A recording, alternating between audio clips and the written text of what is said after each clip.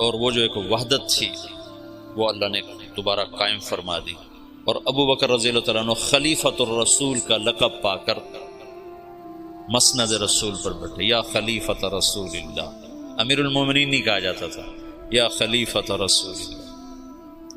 جب آئے عمر رضی اللہ عنہ تو ان کو کہا جاتا یا خلیفۃ رسول اللہ۔ وہ کہتے یار یہ بڑا بھاری لفظ ہے، کوئی مختصر لفظ تلاش کرو۔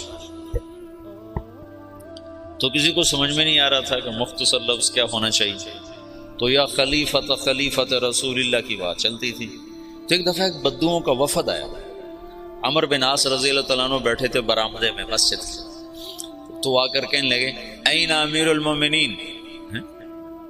انہیں اپنی بدوانہ فصاحت میں کہا این امیرالمومنین، تو عمر بن عاص رضی اللہ عنہ نے چھلانگ لگائی، وہ سیدھے گئے حضرت عمر کے دروازہ پھلانگ کر کہنے لگے السلام علیک یا امیر المؤمنین۔ تو حضرت عمر نے درہ اٹھا کہا تو یہ کہہ نہیں سکتا، کسی اور نے کہا ہے،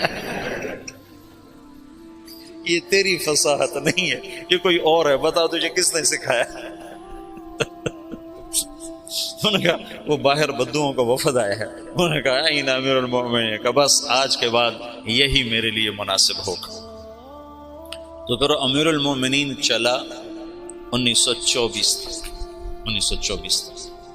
جب خلافت عثمانیہ ختم ہوئی 1924 میں، تو تب جا کر یہ لقب ختم۔ خلافت عثمانیہ ہے ترکوں کی، جو انہوں نے مصر سے سلطان سلیم تھا محمد فاتح کا بیٹا، پہلے ترک بادشاہوں کا رخ تھا یورپ کی طرف، سلطان سلیم نے رخ کیا مشرقی علاقوں کی طرف، مصر فتح کیا۔ مصر میں بڑی خوبصورت حکومت تھی، مملوک ممالک بحریہ، ترکی تھے لیکن وہ بنو عباس کو برکت کے طور پر خلیفہ بناتے تھے، طاقت ساری ان کے پاس، اور ان کا تبرک کا نام تھا خلیفہ امیر المومنین، اس کو کہا جاتا تھا۔ تو پھر سلطان سلیم نے وہ کٹ پتلی سلطنت خلافت کی ختم کی، اور خلافت کا وہ ایک آوا وہ اور سب کچھ لے کر استنبول آیا، اور یہاں پھر امیر المومنین ترکوں میں منتقل ہو۔ پھر مصطفیٰ اتا ترک نے